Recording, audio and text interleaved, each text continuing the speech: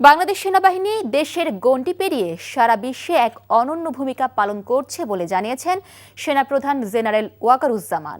তিনি দেশের সার্বভৌমত্ব রক্ষা ও দেশের মানুষের কল্যাণে নবীন অফিসারদের সততার সাথে দায়িত্ব পালনের আহ্বান জানান।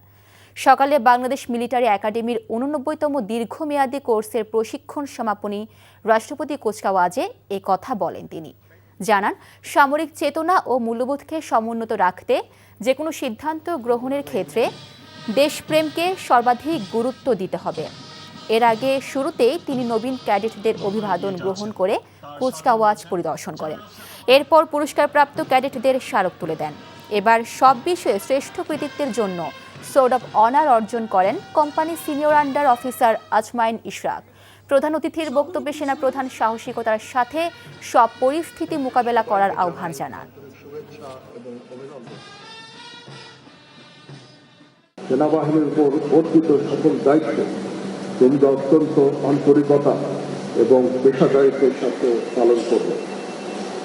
তোমাদেরকে যে কোনো ধরনের চ্যালেঞ্জ গ্রহণের জন্য সর্বদা প্রস্তুত থাকতে হবে। সামরিক চেতনা ও মূল্যবোধকে সমুন্নত রাখতে এবং যে কোনো সিদ্ধান্ত গ্রহণের ক্ষেত্রে দেশপ্রেমকে সর্বাধিক গুরুত্ব দিতে হবে।